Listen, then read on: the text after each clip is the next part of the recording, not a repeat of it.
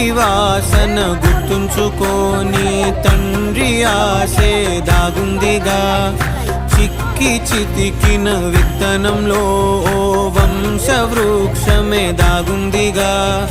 తరతరాల చెమట చుక్కలు లాల పోసెను భూమికే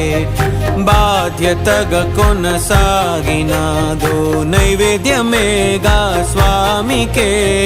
పేగు బంధమే ఊరికున్నది తెలుసుకుంటే స్వర్గమే